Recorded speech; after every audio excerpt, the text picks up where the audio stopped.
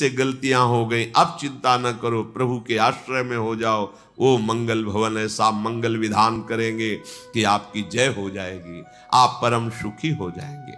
चलते हैं महाभागवत पांडवों के पावन चरित्र का, जो समस्त मल पाप का नाश करके श्री कृष्ण चरणारविंद की प्रीति प्रदान करता है।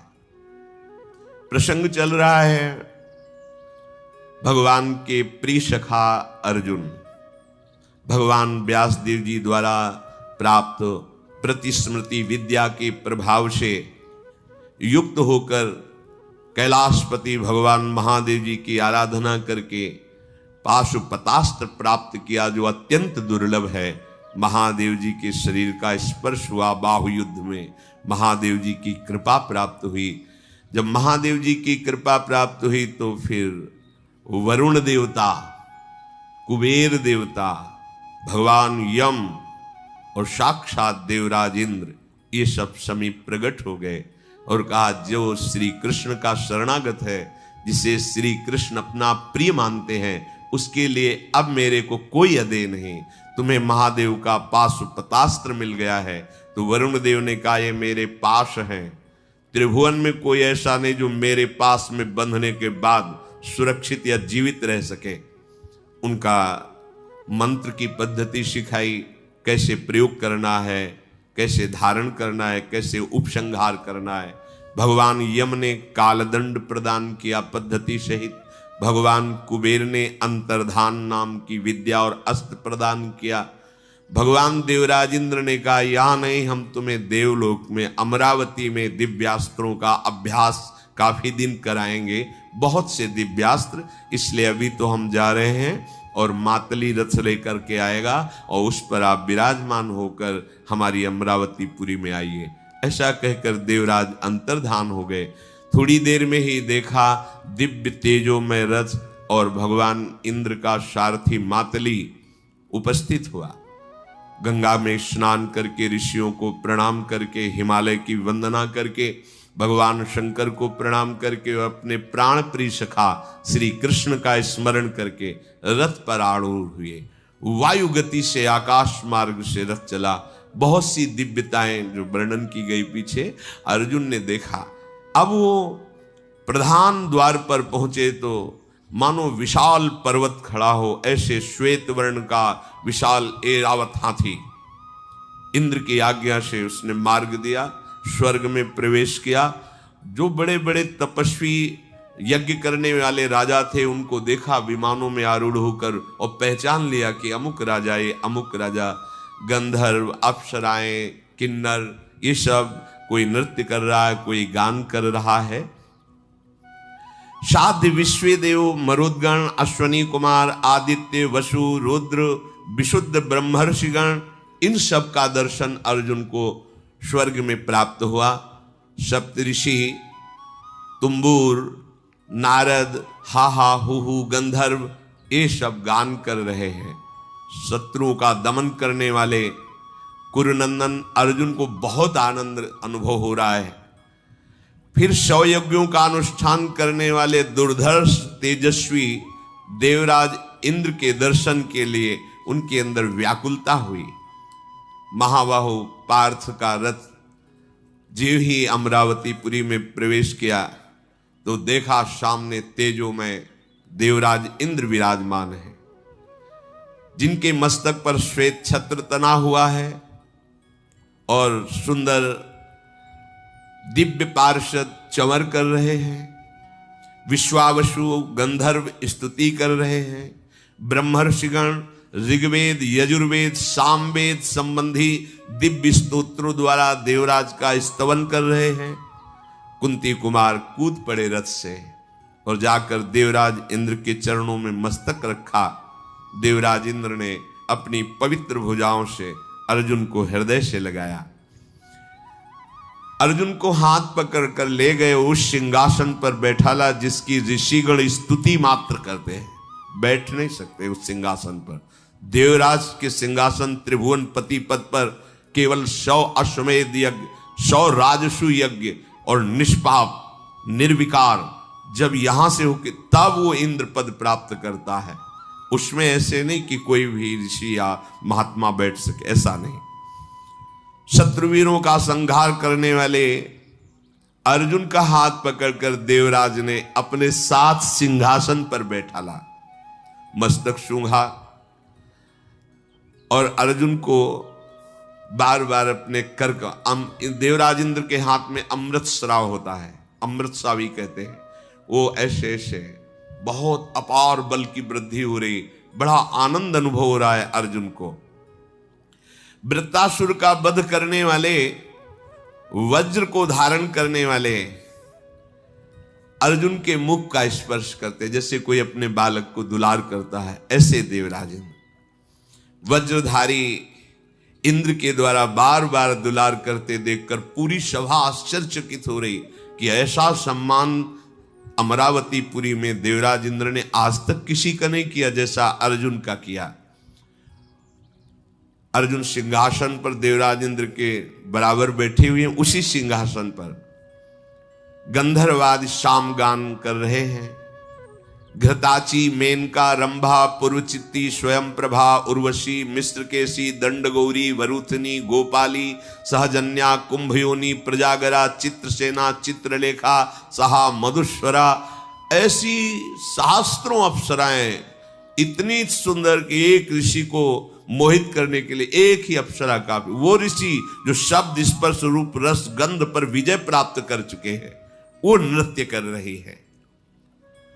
तदनंतर देवराज इंद्र का अभिप्राय जान करके देवताओं और गंधर्वों ने पूजन सामग्री लाकर सिंहासन पर बैठे हुए अर्जुन का पूजन किया। अर्घपाद्य देवताओं से प्राप्त कर रहे हैं अर्जुन।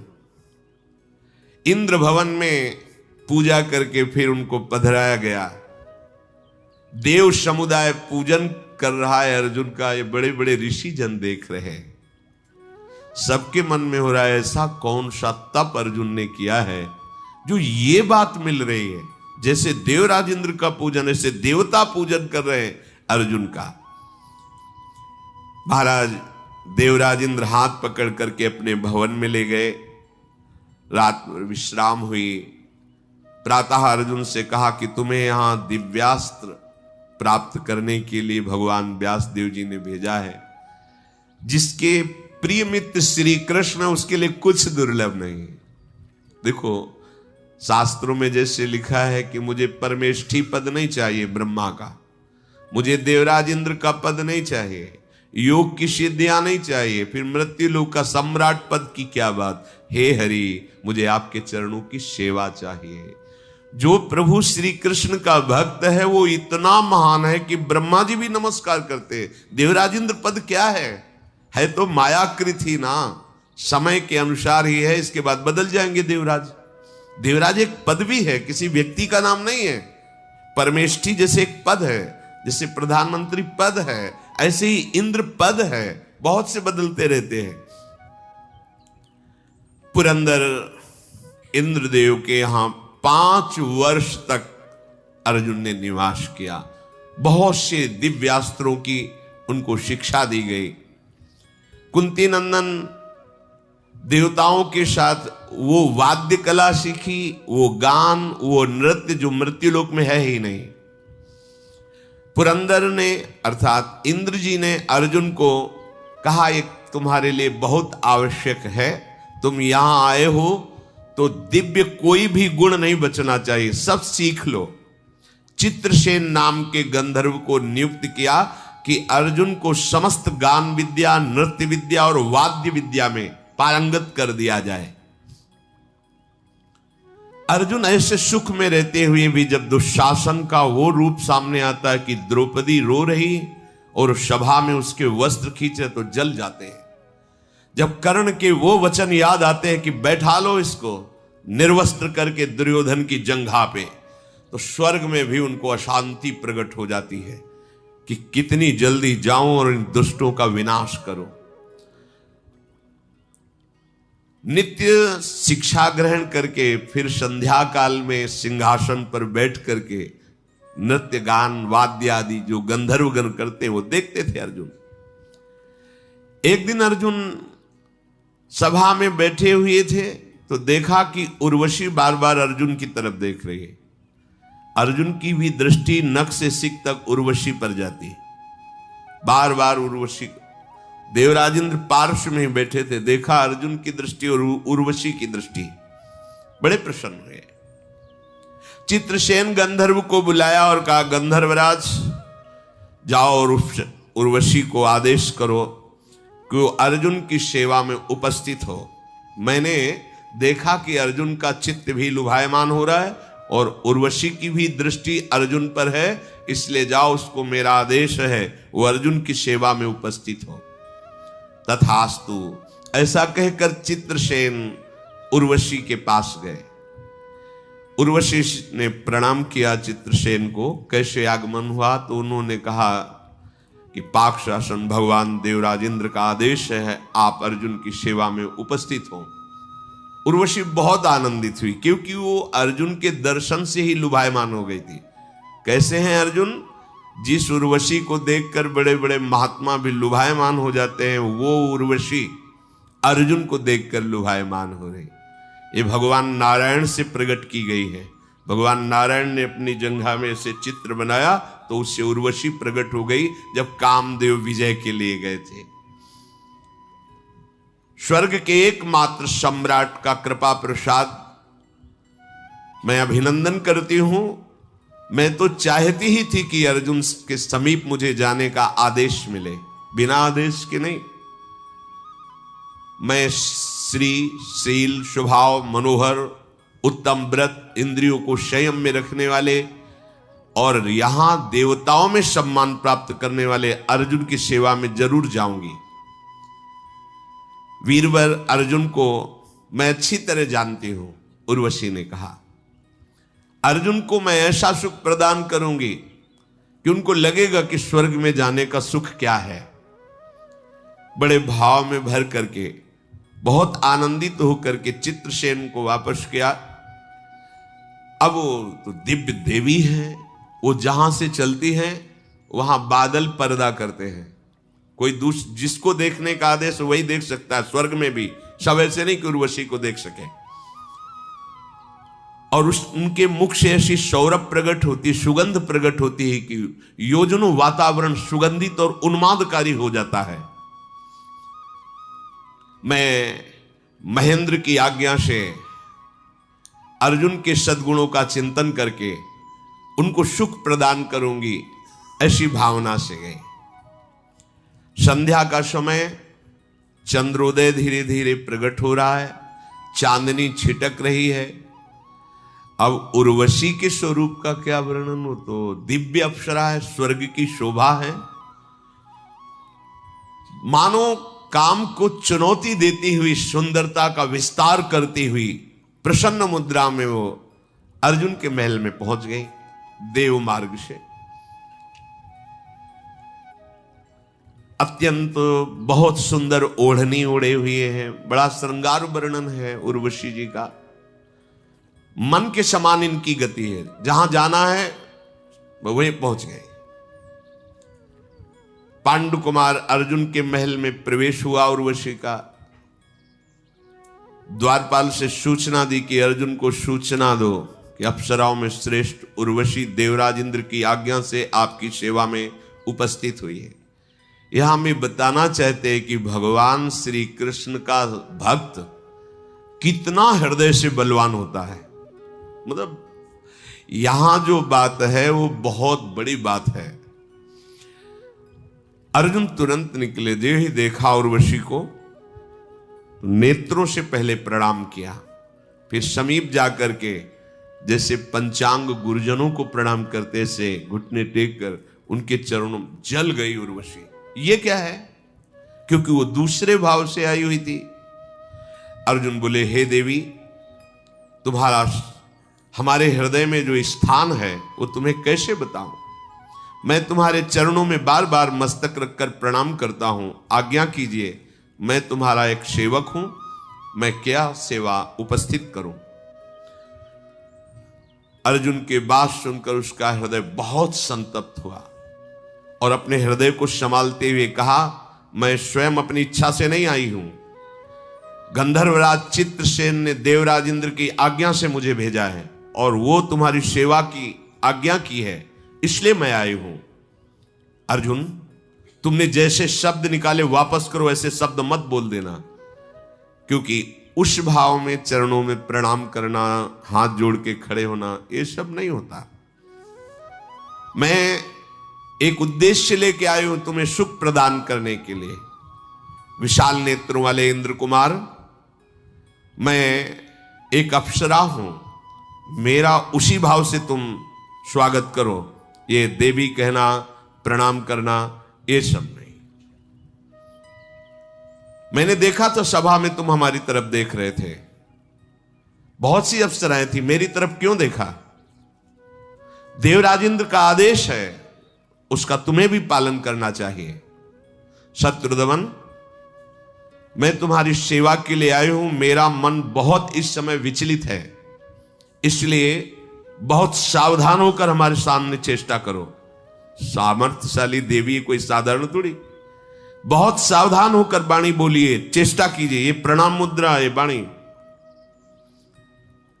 स्वर्गलोक की दिव्य सुंदरी उर्वशी की बात सुनकर अर्जुन ने कान में उंगली डाली। नहीं नहीं, एक शब्द भी ऐसा मत निकालना जो मैं सुन ना पाऊं।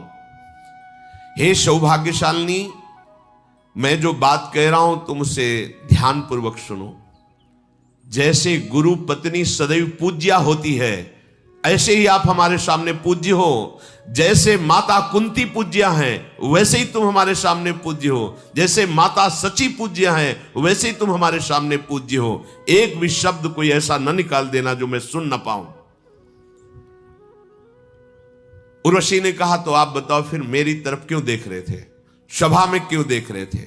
हां, मैं तुम्हें सत्य कहता हूं, तुम महाराज पुरुरवा की सेवा में थी और पुरुरवा हमारे पूर्वज हैं। तो मैं यही देख रहा था कि यही देवी हमारी पूर्वज है, जिससे हमारे वंश का प्रादुर्भाव हुआ। ये मैं बार बार देखकर तुम्हें मानसिक प्रणाम कर रहा था। हे आनंदमयी देवी, तुम पूर्ववर्ष की जननी हो, इसलिए कुंती माता से बिल्कुल हल्का भाव हमारे हृदय में नहीं आ सकता।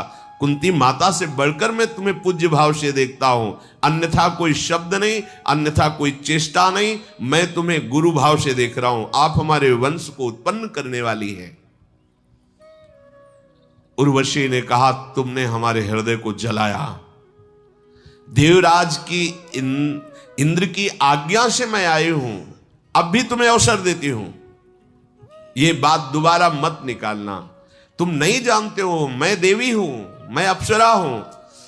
पुरु वंश के कितने नाती पोते आए और हमको उनकी सेवा में भेजा गया। तुम्हें कोई अपराध नहीं लगेगा, मैं अप्सरा हूं और इस समय मैं तुम्हारे प्रति आसक्त हूं। मेरे अंदर मदनाग्नि जागृत हो चुकी है। अर्जुन, मुझे स्वीकार करो। ये बहुत बड़ी बात है। देवराज इंद्र ने आदेश किया है, स्वर्ग की जैसी रमणीयता में उर्वशी जी स्वयं प्रेरणा कर रहे और अर्जुन जी अपनी निष्ठा में। ये बात तो बड़े बड़ों के होश उड़ा देने वाली। विश्वामित्र जी तपस्या में मगन है, उर्वशी जी नहीं, मेनका जी। मेनका जी ने होश उड़ा दिए, तपस्या से वृत्ति उनकी हटा दी। और यहां साक्षात उर्वशी एकांत समय स्वर्ग की रमणीयता और बार बार आग्रह करे कि मैं तुम्हारी भक्त हूं, इस समय मैं मदनाग से युक्त हूं, इंद्र ने आदेश किया, मुझे स्वीकार करो। अर्जुन ने कहा, अनिंदिते, मैं सत्य वचन कह रहा हूं। दिशा और विदिशा की अधिष्ठात्री देवियां मेरे इस वचन का अनुमोदन करें। माता कुंती, माद्री और सची और आप, इतना भी अंतर मेरे हृदय में नहीं है। तुम पुरवंश की जननी हो, परम गुरु स्वरूपा हो। इसके अलावा मैं एक भी शब्द नहीं बोलूंगा और कोई शब्द सुनना नहीं चाहूंगा। आप कृपा करके जैसे आई हूं वैसे ही वापस हो जाइए। अर्जुन की बात सुन करके उर्वशी क्रोध से कांप उठी। कामा संजायते क्रोधा, भयंकर क्रोध उत्पन्न हुआ और टेढ़ी नजर करके कहने लगी, तुमने ऐसा ही समझ लिया कि हम आए तो तुम स्वीकार करो या ना स्वीकार करो। जाओ, मैं तुम्हें शाप देती हूं, नपुंसक हो जाओ। बहुत बड़ी ये बात है। जाओ मैं तुम्हें शाप देती हूं, नपुंसक हो जाओ, पुरुषत्वहीन हो जाओ, तुम्हारे अंदर पुरुषत्व ही ना रहे। अर्जुन वैसे ही प्रणाम की मुद्रा में खड़े हैं और अंतर्धान होकर चली गई। चित्रसेन के समीप गई और जाकर पूरी बात बता दी। अब तो अर्जुन बहुत उदास हो गए। पुरुषत्वहीन भला महाभारत कैसे कर सकता है, महान युद्ध कैसे कर सकता है, इतने दिव्यास्त्र प्राप्त किए और उसने शाप दे दिया पुरुषत्वहीन हो जाओ। मेरा सारा का सारा प्रयत्न व्यर्थ हो गया। अर्जुन मन में बहुत उदास है कि अब क्या हो सकता है, जब पुरुषत्व ही नहीं तो कैसे हो सकता है। चित्रसेन जाकर के सारी घटना देवराज इंद्र को बताई। इंद्र ने तत्काल अर्जुन को बुलाया और कहा बहुत अच्छा हुआ। पहले तो हम तुम्हें धन्यवाद देते हैं कि कोई उर्वशी के आकर्षण से बच जाए, आश्चर्य है। यही श्री कृष्ण प्रताप है। जैसे श्रीपाद प्रबोधानंद जी ने कहा कि हमारी श्री लाडली जो वृंदावनेश्वरी के गोरे चरणारविंद की ठसक जिसके हृदय में आ गई है, उस हृदय को भगवान का मोहिनी अवतार भी नहीं मोहित कर सकता। अप्सराओं की तो बात जाने दो, मोहिनी अवतार भगवान का भी नहीं मोहित कर सकता, क्योंकि मोहिनी प्रिया जो लालजू को मोहित करने वाली उनके चरणों की ठसक जिसके हृदय में, तो अर्जुन को ठसक है श्री कृष्ण चरणारविंद की। देखो कैसा होता है महान भक्त, स्वर्ग में भी विजय को प्राप्त हो रहा है। सब अप्सराओं में स्वर्ग की श्रेष्ठ है उर्वशी जी।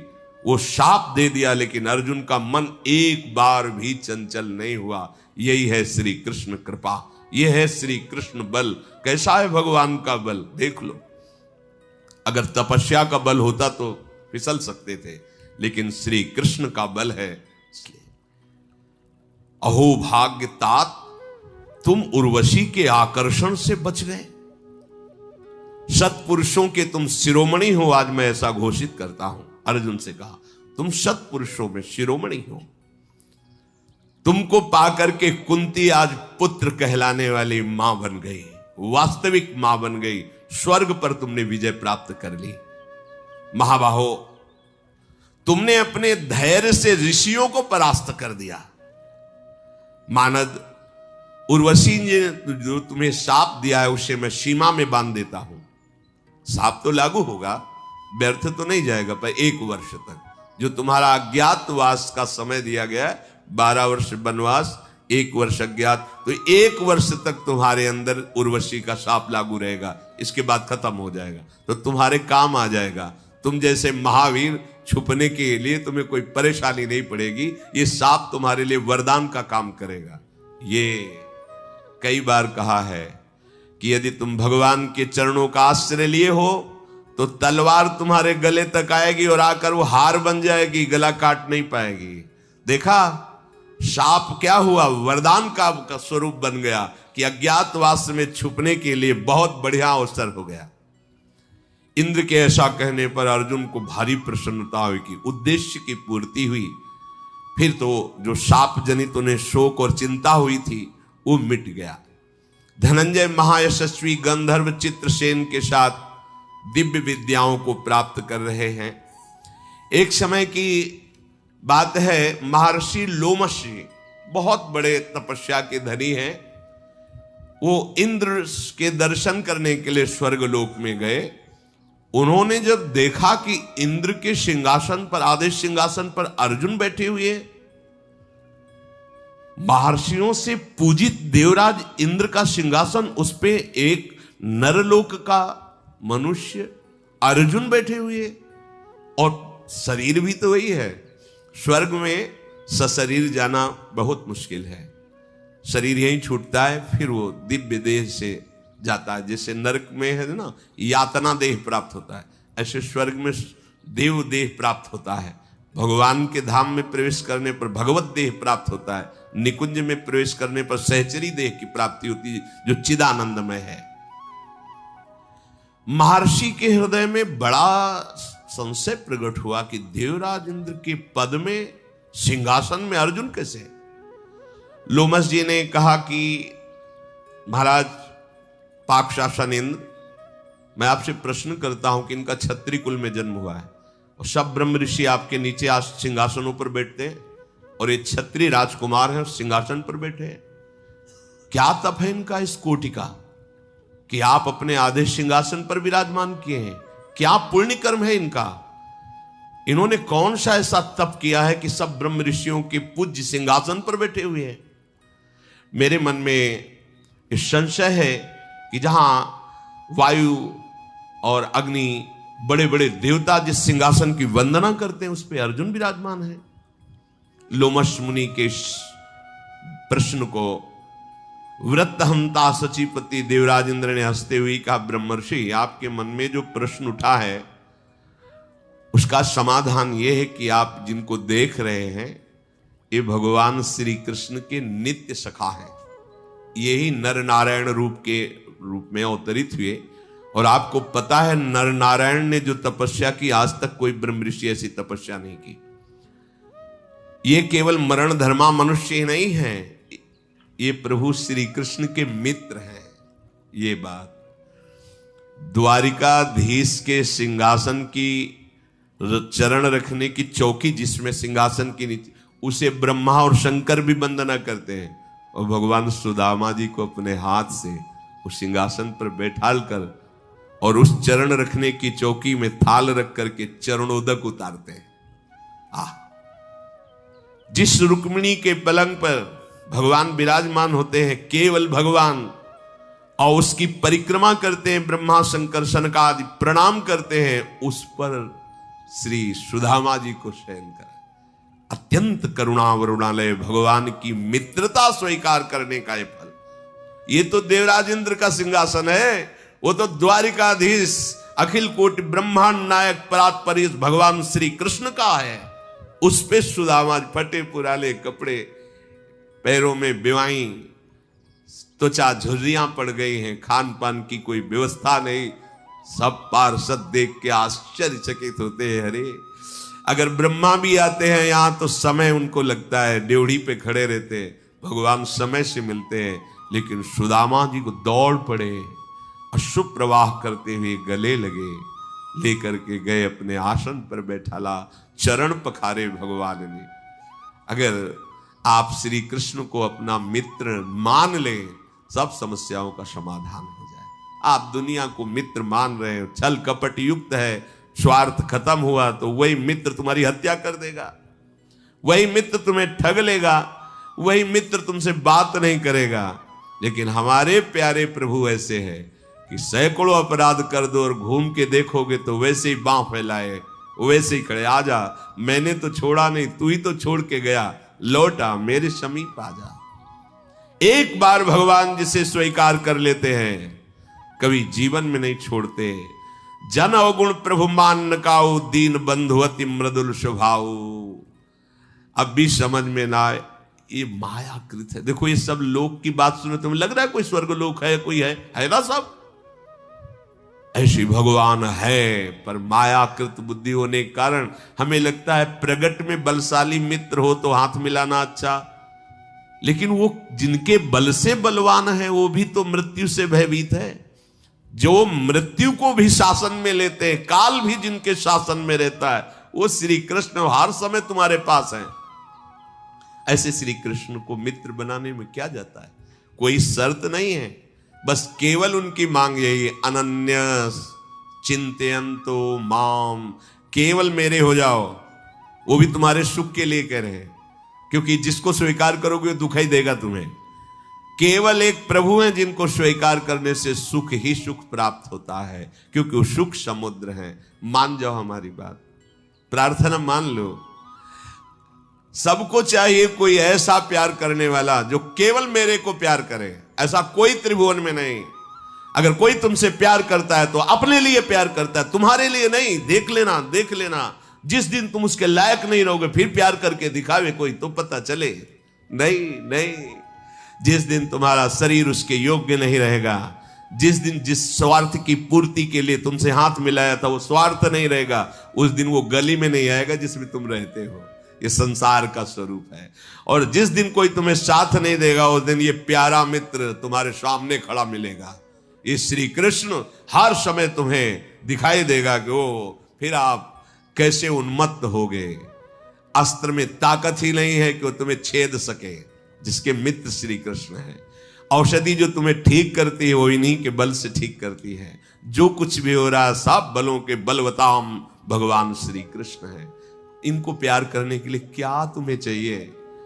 ये अगरबत्ती धूप बत्ती तो हमारी भावनाएं हैं, इनको केवल तुम्हारा प्यार चाहिए, हृदय चाहिए। हे कृष्ण मैं आपका, इससे बड़ी कोई भेंट नहीं है, इससे बड़ी कोई पूजा नहीं, इससे बड़ा कोई योग नहीं है। आप मेरे हो, आप मेरे हो, मस्त हो जाओगे। आपको कैसे, बस वही बार बार समझ में नहीं आ रही आपके। अरे यहां का कोई बड़ा अधिकारी हाथ ऐसे मिला दे और अपना फोन नंबर दे दे, आप जानते हो ऐसे भले हड्डी हड्डी हो पर छाती तान के चलोगे, क्या अमुक पदाधिकारी, अनंत कोटि ब्रह्मांडों का, ईश्वरों का भी ईश्वर श्री कृष्ण। ये जो कृष्ण नाम है ना, ये फोन नंबर है। ये जो मंत्र है ना, डायरेक्ट उनके फोन का नंबर है। मिला ही नहीं रहे, पड़े हो संसारिक फोन नंबर मिला रहे तो कैसे मिलेगा? जो मंत्र मिला है निज मंत्र, शरणागत मंत्र, जानते हो, सीधे फोन नंबर है, सीधे आप जब के तो देखो तुम्हारे सामने वो होंगे, बात करो उनसे। बात करके कपिल भगवान कहते हैं मेरा अनन्य भक्त मेरा दर्शन ही नहीं मेरे से संभाषण करता है, मेरे साथ खेलता है। आप विश्वास मानो, भगवान है और वो खेलेंगे। ऐसा नहीं है कि वो दूर है, जो ऐसा मानते हो वो मान रहे होंगे। हर पल हर क्षण, बस इतना ही कह रहे, हर पल हर क्षण प्यार ही प्यार, दुलार ही दुलार। तभी हम कहते मान लो, तुम मानने से बात बन जाएगी, तुम जान जाओगे, तुम देख लोगे, तुम्हारे पास है। प्रतिपल प्रियाजू की कृपा का प्रवाह बह रहा है, प्रवाह बह रहा है। ये बहुत तुच्छ चीज है शरीर, ये भोग सामग्री बहुत घटिया बात है, जिसमें हम फंसे हुए ना। बहुत घटिया लगेगा जब तुम थोड़ा ऊंचाई पर बढ़ोगे। एक प्राण करोड़ों प्राण न्यौछावर करना ऐसे लगेगा। अरे संसारिक प्यार में लोग प्राण भी न्यौछावर कर देते, फिर प्रियालाल के प्यार में ये पार्थिव प्राणों की क्या बात है? इनको स्वीकार कर लो। ये हम नहीं कि आप घर बार त्याग, इनको डाल लो। जो तुम कर रहे हो ना उनमें इनको भी डाल लो, बीच में थोड़ा इनको भी। भाई होता है कि हम ये व्यापार कर रहे हैं, बोले साइड में एक व्यापार और डाल लो ना, उसमें घाटा होगा तो ये तो पूर्ति हो जाओ। इसमें घाटा है नहीं, इस व्यापार में मुनाफा ही मुनाफा। एक बार कृष्ण कहोगे, अविनाशी नाम है, ये समस्त पापों को भस्म करके तुम्हारी सदगति करेगा। बड़े बड़े हिसाब किताब करने वाले कलम रखे रह जाएंगे कि कृष्ण नाम का फल दें तो क्या दें। डाल लो थोड़ा व्यापार, ये भी डाल लो। आप जो कर रहे हो करो, जैसे रह रहे हो रहो, बीच में राधा नाम का व्यापार डाल लो। परम धन राधा नाम क्या जाता है? हम कह रहे ना तुम माला से करो, ना चंदन लगाओ, कुछ ना करो, उठते बैठते 10-20 बार बोल दो राधा राधा राधा, फिर देख लेना ये 10-20 बार ही तुम्हें घसीट ले जाएगा परम पद में। परम पद में बड़ी महिमा है। ये हम केवल गान ही नहीं कर रहे, हमारे महापुरुषों ने, गुरुजनों ने अनुभव की है, और उन्हीं की कृपा से जो कुछ छाती में आ रहा है वो हम तुम्हें बता रहे हैं। कितना बड़ा बल उर्वशी आकर्षण कर रही है, और अर्जुन अपनी स्थिति में, मतलब ये छोटी मोटी बात नहीं, ये केवल कृष्ण कृपा ही, केवल कृष्ण कृपा। देवता महर्षि कोई भी इतना सामर्थ्यशाली नहीं। लोमस जी से देवराज इंद्र कह रहे हैं जैसे अर्जुन सामर्थ्यशाली, क्योंकि इनकी सामर्थ्य श्री कृष्ण है। ये बात जैसे कई बार आपको सत्संग में बताया है कि हमारी प्रियाजू की सखियों की चरण वंदना श्री लालजू महाराज करते हैं। सखियों में अनंत ब्रह्मांडों के स्वामी, अनंत जीवों के अंशी भगवान किसी को, तो आप कह लोगे कि बहुत अत्युक्त है। नहीं, ये अलंकार पूर्ण वचन नहीं है। जैसे देवराज इंद्र कह रहे हैं कि कोई भी ऋषि महात्मा इनके समान बलवान नहीं, क्योंकि श्री कृष्ण इनके बल हैं। तो सखियों के बल कौन है? हाँ, मेरे बल सी वृंदावन रानी, जाहि निरंतर सेवत मोहन, बन विनोद सुखदानी। मेरे बल तो श्री जी की सखियों की प्रणति लालजू किसके कारण होते हैं? उनका बल है श्री लाडली जू महाराज। अंदर से ये हृदय की बात है, स्वामी जी के चरणों का आश्रय। ये हर चरित्र से आपको बल मिलेगा, शिक्षा मिलेगी। देवराज इंद्र लोमस ऋषि जी नीचे बैठे हैं, अर्जुन इंद्र के इंद्रासन पर आधे भाग में बैठे हैं। तब के जानते हो इनका बल क्या है? श्री कृष्ण। सबका बल तपस्या, इनका बल अपबल, तपबल और बाहुबल। चौथो बल है दाम, सूर किशोर कृपाते सब बल, हारे को हरिनाम। ये सब बल है, ये हरिनाम जपते हैं। ऐसे रोम रोम से कृष्ण कृष्ण निकलता रहता है अर्जुन के, और हृदय तो कृष्णमय है ही। इन दिनों निवात कवच नाम से प्रसिद्ध बहुत उद्दंड असुरगण बढ़ रहे हैं। हम अर्जुन के द्वारा उनका नाश करवाएंगे, लोमस ऋषि से देवराज इंद्र कह रहे हैं। ये महाबली भयंकर स्वरूप धारण करके अर्जुन जब गांडीव पर प्रत्यंचा चढ़ा लेंगे तो कोई इनके सामने टिकेगा नहीं, क्योंकि सब दिव्यास्त्रों से युक्त हो गए हैं। भगवान श्री कृष्ण से अगर प्रार्थना करूं तो केवल दृष्टि डाल दे तो निवात कवच नाम के राक्षस नष्ट हो जाएंगे। पर जब उनके मित्र अर्जुन मिल गए हैं तो उनसे प्रार्थना करने की आवश्यकता नहीं है। इतने छोटे कार्य के लिए मधुसूदन भगवान को सूचना देने की जरूरत नहीं। ये शूरवीर अर्जुन अकेले ही निवात कवचों का संहार करेंगे। मैं आपसे एक प्रार्थना करता हूं, लोमस जी से देवराज इंद्र ने कहा। आप प्राय भ्रमण करते रहते, तो भ्रमण करते हुए एक काम्यक वन में इस समय युधिष्ठिर विराजमान है। आप वहां चले जाइए और वो अर्जुन की बात सुनना चाहते। कैसे? 5 वर्ष हो गए हैं, तो उनको जाके बता दीजिए कि अर्जुन ने देवताओं के समस्त दिव्यास्त्रों को प्राप्त कर लिया है, और नृत्य वाद्य गीत जो पृथ्वी लोक में नहीं है वो सब पारंगत चित्रसेन गंधर्व के द्वारा इनको कर दिया गया है। शत्रुदमन, आप अभी जो समय वनवास का बकाया है तीर्थयाटन करो, समय आने पर अर्जुन तुम्हारे पास पहुंच जाएंगे, वो बहुत सुखपूर्वक हैं। ऐसी सूचना देवराज इंद्र ने लोमस जी को देने की कही कि आप जाकर के जहां युधिष्ठिर आदि विराजमान हैं वहां उनको दीजिए। महामुने, और मैं चाहूंगा कि आप मंत्र बल से पांडवों को सुरक्षित रखें। वहां जहां तीर्थ यात्रा करें आप उनके साथ रहें, तीर्थों में तीर्थों का परिचय दें कि अमुक अमुक तीर्थ, और उनकी सुरक्षा करें। जो आज्ञा, ऐसा लोमस जी ने देवराज इंद्र से कहा।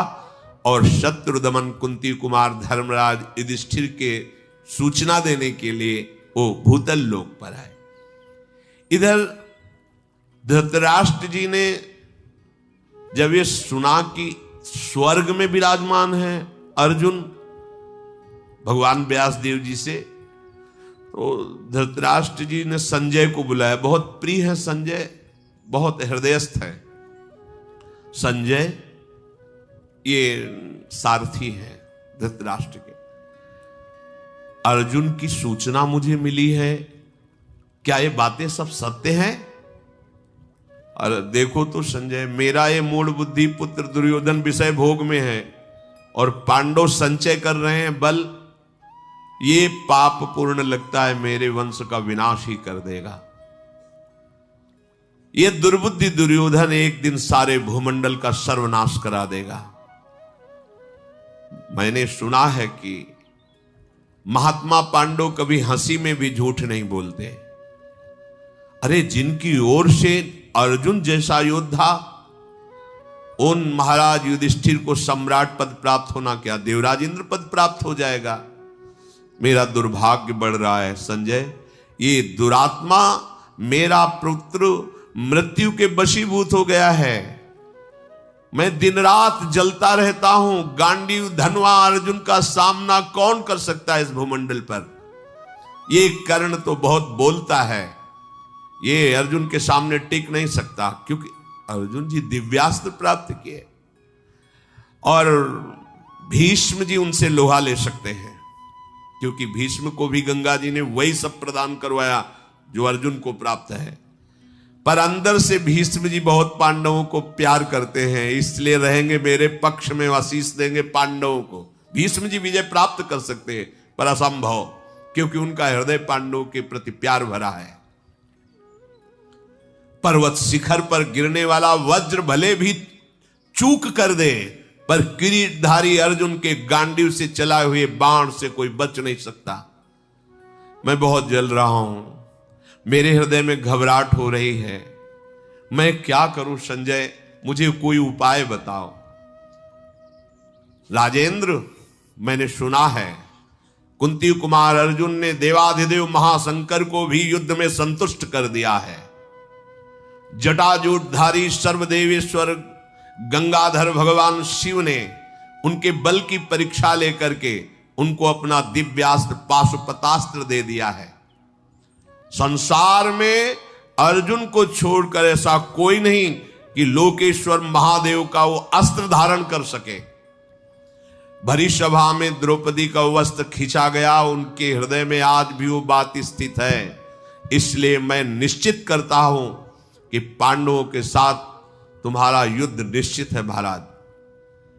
जिस समय दुर्योधन जांग ठोक कर और खोल करके दिखा रहा था द्रौपदी को, और भीमसेन ने फड़कते हुए प्रतिज्ञा की थी कि यहीं से जांग तोड़ूंगा, वो बात परम सत्य होगी, कोई नहीं बचा सकता। सभी पांडव भगवान श्री कृष्ण की कृपा से सुरक्षित हैं, अभी किसी को कुछ नहीं कष्ट हुआ। मेरा विश्वास है कि आप स्वयं जाइए और पांडवों को विनय पूर्वक अपने पक्ष में कर लीजिए, तो ही बच सकते हो, अन्यथा नहीं।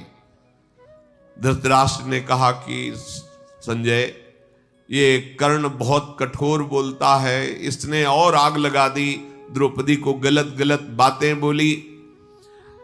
मेरी हिम्मत तो नहीं कि मैं पांडवों के सामने जाकर बात कर सकूं, जितना उनका अपमान हुआ है। मंत्रियों सहित मेरे पुत्र और इनका साथ देने वाले भूमंडल के सब राजा अब तो निश्चित मरेंगे, मुझे ऐसा लग रहा है। धृतराष्ट्र जी बड़ी चिंता में हैं। इधर देवराज इंद्र के आदेश से लोमश जी वहां पहुंचे जहां महाराज युधिष्ठिर विराजमान है, 10,000 ब्रह्म ऋषियों के बीच में। जो ही देखा कि महान तपस्वी लोमश जी आए हुए हैं, सब खड़े हो गए, उनका स्वागत किया। युधिष्ठिर जी ने पूजन करके उनको आसन पर बैठाया और फिर हाथ जोड़कर कहा, प्रभु, यद्यपि आप महापुरुषों का, संतों का आगमन परम कल्याण के लिए ही होता है, पर मैं जानना चाहता हूं क्या विशेष कोई कारण है आपके यहां पधारने का। लोमश जी ने कहा, मुझे देवराज इंद्र ने भेजा है, मैं स्वर्ग में गया हुआ था, क्योंकि मैं संपूर्ण लोकों में अपने तप के प्रभाव से विचर सकता हूं। मैंने जैसी प्रभुता इंद्र की देखी वैसी ही अर्जुन की देखी। तुम्हारे वीर भ्राता सब्यसाची अर्जुन को देखा कि इंद्र के आधे सिंहासन पर बैठे हुए हैं। मुझे बड़ा आश्चर्य हुआ, मेरे मन में प्रश्न भी खड़ा हुआ, पर उस प्रश्न का समाधान मुझे देवराज इंद्र से मिल गया। उन्हीं की आज्ञा से मैं आया हूं और मैं तुम्हें बता रहा हूं कि तुम्हारे भाई ने वो वस्तुएं प्राप्त की है जो इस भूतल पर क्या किसी देवता के पास भी नहीं, क्योंकि किसी भी देवता के पास अपना अस्त्र है, लेकिन अर्जुन के पास पाशुपतास्त्र, कालदंड, अंतर्धान, वरुण पाश, अब देवराज इंद्र के द्वारा सब दिव्यास्त्र।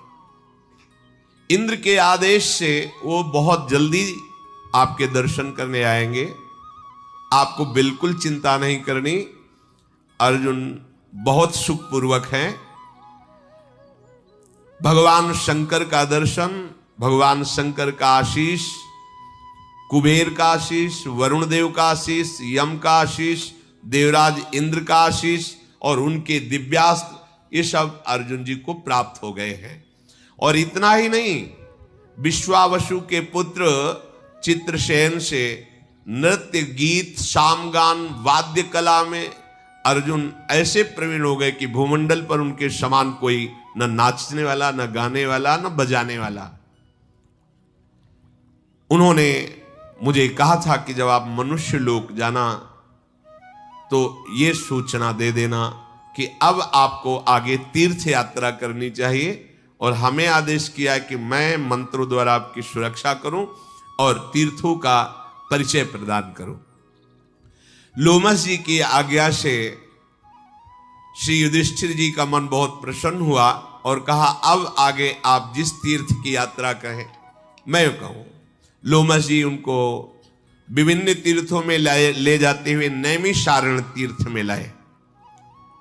वहां गोमती के पुण्य तीर्थों में स्नान कराया, और जो ब्राह्मण जन थे बटलोई प्राप्त थी ही सूर्य के द्वारा, जो भोजन चाहो तत्काल तैयार हो जाए, जितने का चाहो उतने का, बस केवल द्रौपदी जी ना पावे। द्रौपदी जी ने जहां पाया फिर बटलोई से कुछ नहीं प्रकट होगा। पितरों को, ब्राह्मणों को, वहां के समस्त ऋषियों को खूब तृप्त किया उसी बटलोई से युधिष्ठिर जी ने। फिर कन्या तीर्थ, अश्व तीर्थ, गो तीर्थ, कालकोटि, वृषप्रस्थगिरी के निवास करने वाले बहुत से ऋषियों के दर्शन। फिर वहां से परम पावन भूमि प्रयागराज आए। प्रयागराज में गंगा यमुना के संगम में स्नान किया। बहुत दिन तक वहीं संगम में रह करके तपस्या, उपासना और ब्रह्म ऋषियों का सेवा, पाप रहित महात्माओं का त्रिवेणी तट पर खूब स्वागत किया महाराज युधिष्ठिर ने। तत्पश्चात पांडवों के साथ ब्रह्मा जी की वेदी पर गए, जो तपस्वी जनों से सेवित है। उन वीरों ने उत्तम तपस्या करके कंदमूल, फल और बहुत सी सामग्रियों द्वारा ब्रह्म ऋषियों को तृप्त किया। अनुपम तेजस्वी प्रयाग से चल करके महाराज युधिष्ठिर राजर्षि गय के द्वारा यज्ञ करके शुद्ध किए हुए उत्तम पर्वत पर, जिसे गया तीर्थ कहते, वहां भी गए। वहां गयसिर नामक पर्वत है और वेद की पंक्तियों से घिरी हुई रमणीय नदी है। महर्षियों से सेवित उस नदी में स्नान किया। फिर वहां भी जो शुक्र, दान, पुण्य आदि बटलोई है ही खूब। फिर ब्रह्म सरोवर पर गए, अगस्त मुनि के द्वारा सेवित ये ब्रह्म सरोवर। फिर वहां की महिमा बता करके लोमस जी ने उनको आगे के तीर्थों में पहुंचाया।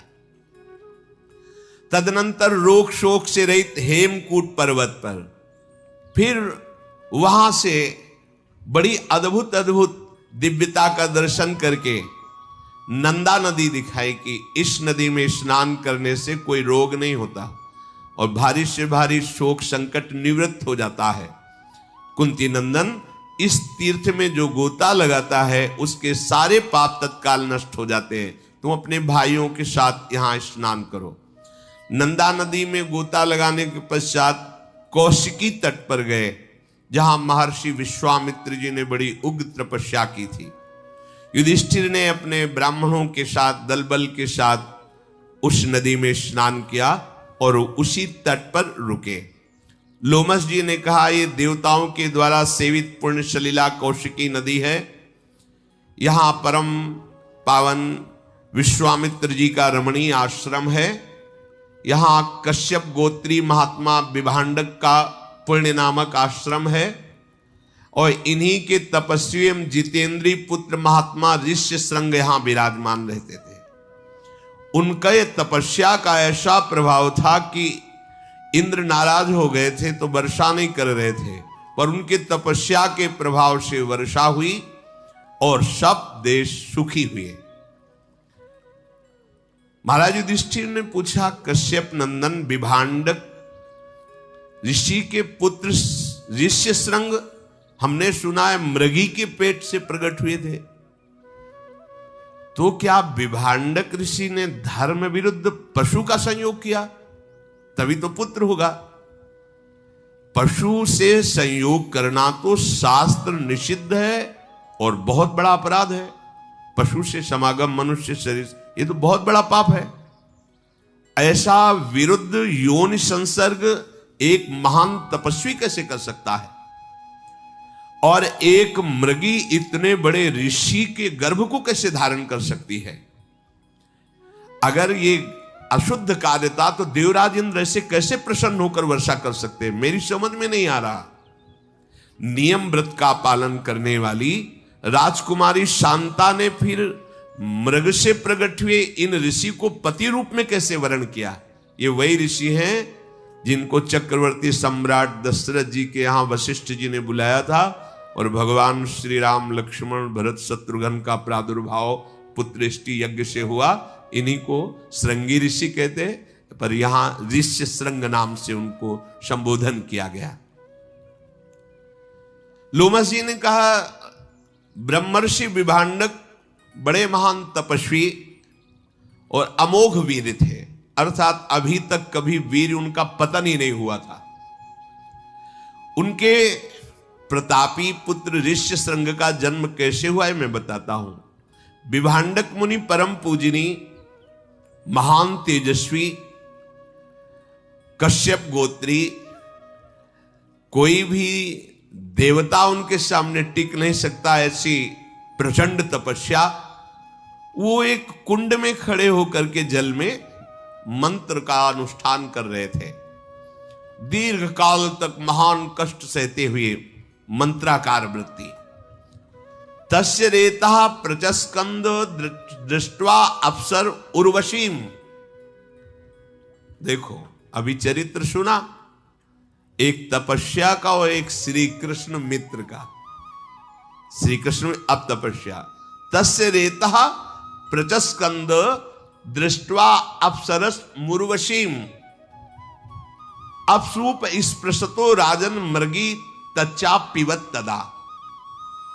वो जहां जलकुंड में खड़े होकर के मंत्र जाप कर रहे थे, वहीं उर्वशी अप्सरा आ गई और स्नान कर रही थी।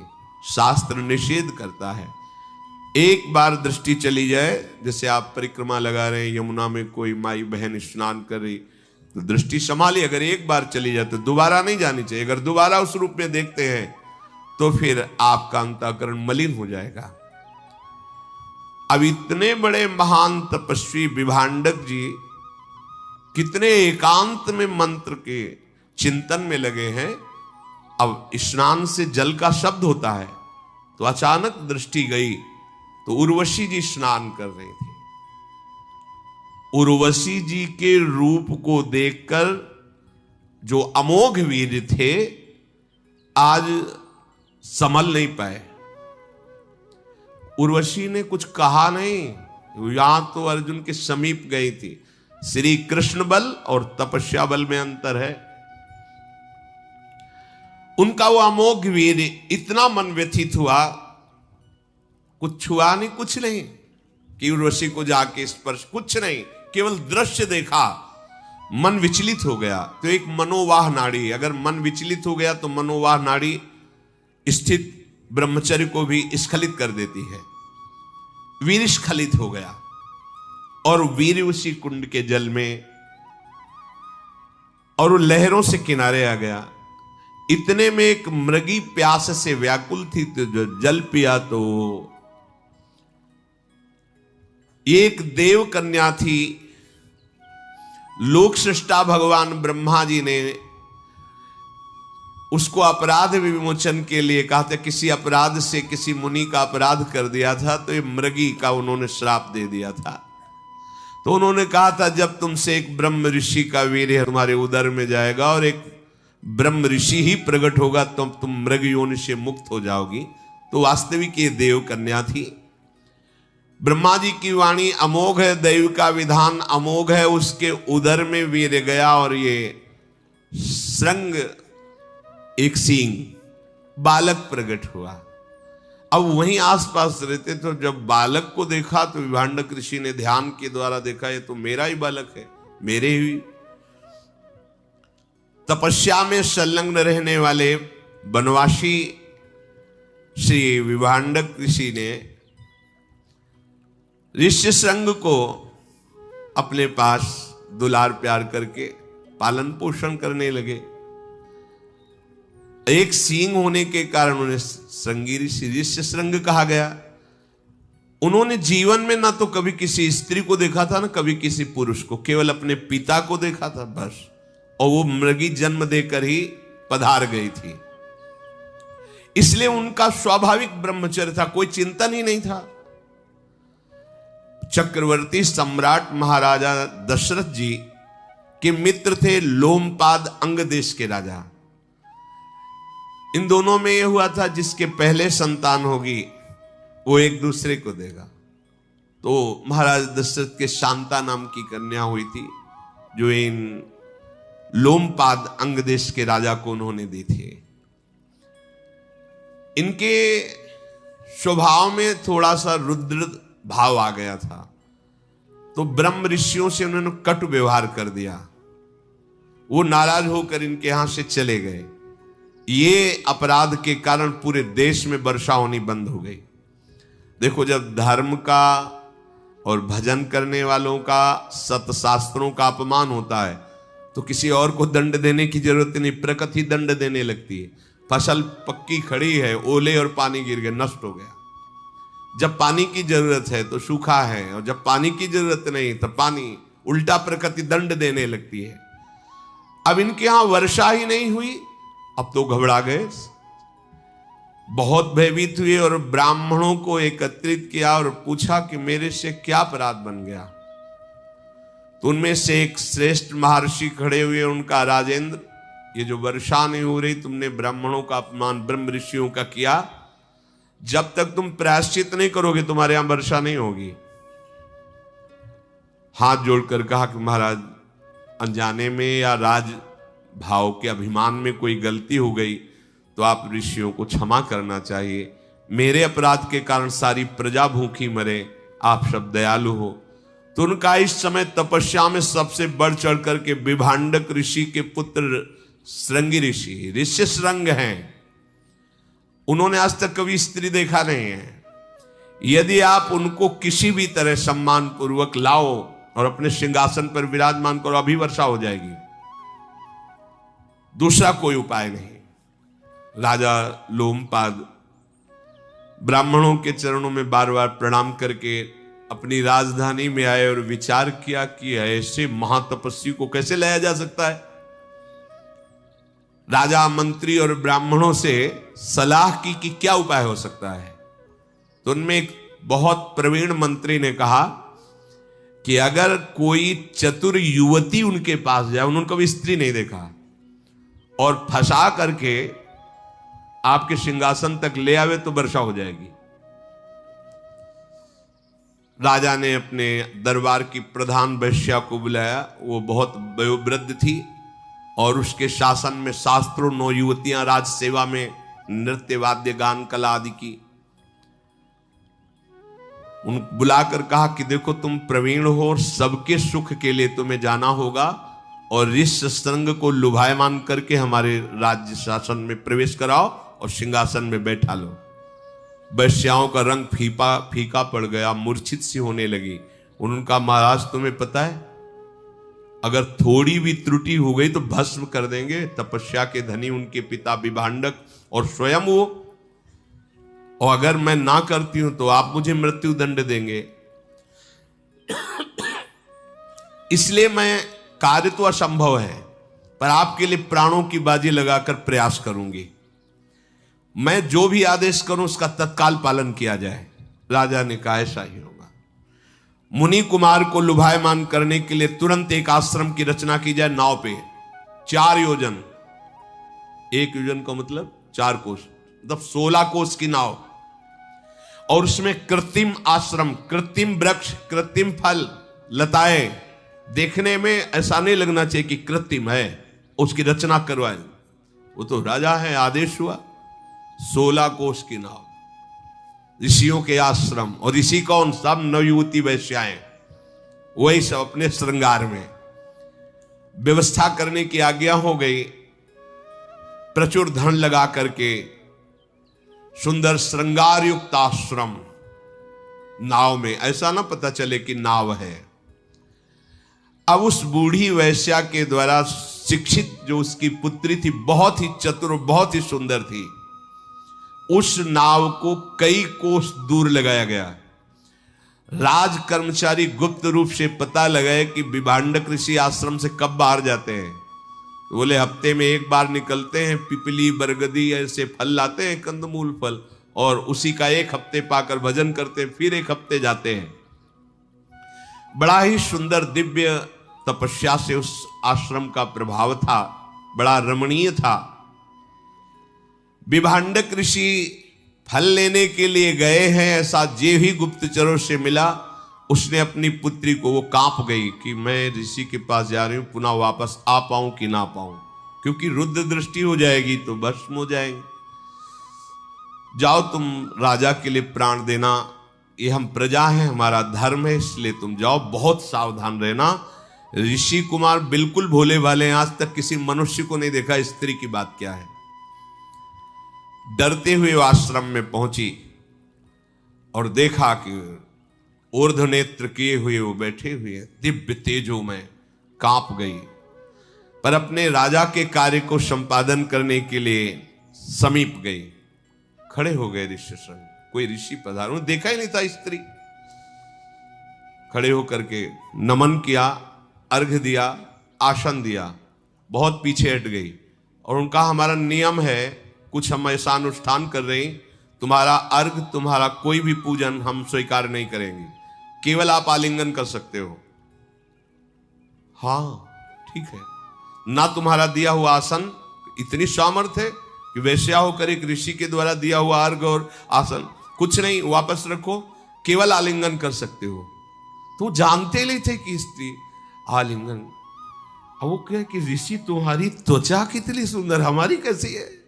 अब वो तो जंगल में रह रहे, गर्मी सर्दी से त्वचा मोट, और वो तो सुंदर नव युवती वैश्या, तो बोले ऋषि तुम्हारी त्वचा कितनी, तुम्हारी जटाएं कितनी कोमल, कोमल बाल और सुगंधित तेल से सींचे हुए, बार बार तुम किस देश के ऋषि हो। और वो तो कभी देखा ही नहीं ना, स्त्री कभी देखा ही नहीं। बड़ी उनको उत्सुकता हो रही कि किस देश के ऋषि हमारे यहां पधारे हैं, मुझे दर्शन से बड़ा सुख मिल रहा है। ब्राह्मण आप तो बहुत ही सुंदर लग रहे हो, बहुत बड़े तपस्वी होगे तभी इतने सुंदर हो, तो मेरा ये अर्घ और फल फूल क्यों नहीं ले रहे। दिया हुआ कुशासन, आप इससे सुखपूर्वक बैठिए, वह नहीं, आज आप हमारे आसन पर बैठेंगे, मखमली सुंदर आसन होगा। हमारा आसन तो चुभता है उसका, तुम्हारा आसन तो कितना सुंदर बैठ। वो भोले वाले जालते ही नहीं, ये तुम्हारे फल हम नहीं, हमने नियम ले रखा है कि जितने दिन अनुष्ठान चलेगा हम किसी ऋषि का कुछ नहीं लेंगे। हम कुछ फल लाए, बड़े सुंदर सुंदर अंगूर, मीठे मीठे सब। हाँ ऐसे तो कभी हमने फल खाए नहीं। बोले तुम्हारा दिया हुआ जल भी नहीं, हम जल दे रहे हैं, विशिष्ट प्रकार का बनाया हुआ आसो, ये साधारण नहीं, विशिष्ट जैसे अंगूर का भी तो आसो बनता है, महुआ का भी बनता है, ऐसे विशिष्ट फलों के रसों का आसो उन्मादकारी। और हे पिया उनका, मैंने तो जिंदगी में ऐसा नहीं पिया। वो बड़े आनंदित हो रहे। और हे ऋषि, ये भूमि डोलती नजर आ रही है, हो आसो पिए हुए, बार बार हृदय में आलिंगन। और दूर एक गुप्तचर खड़ा है कि विभांडक ऋषि कितनी दूर है, कितने समय वापिस होंगे। वो कहा आप मुझे प्रणाम मत कीजिएगा कभी, तभी मैं बार बार आऊंगी। उनका जैसा आप कहेंगे वैसा, मैं आपके लिए बंदनी नहीं हूं, आप मेरे बंदनी हैं। मैं आपके लिए दर्शनी नहीं हूं, आप मेरे दर्शनी, मैं आपका दर्शन कर ले आई हूं। बार बार उनके द्वारा आलिंगन को ऋष्य श्रृंग बड़ा सुखद अनुभव करने लगे। वो बार बार वो तो आई ये रिझाने के लिए, सुंदर माला, सुंदर सुखद वस्त्र, सुंदर इत्र उनके शरीर में लगाया। वो बहुत प्रसन्न है, खेल रहे हैं। सूचना, गुप्तचर दूर खड़ा है, उसने इशारा किया कि वो चल पड़े हैं, भागी वहां से तुरंत। अब हमारे अनुष्ठान का समय हो रहा है, किसी दिन हम अवसर लगा के फिर आएंगी। और ये बात अपने पिताजी से कहिएगा नहीं कि कोई ऋषि आए थे। ओ चलिए, अब ये तो पृथ्वी घूम रही, अब ये बैठे बस वही ऋषि चिंतन में, उस ऋषि के कपोल कैसे, उसकी जटाएं कैसी, पूरा चिंतन। चलो आगे फिर चल जाइए तो अखंड हरि अनंत हरि कथा। श्री राधा वल्लभ लाल की।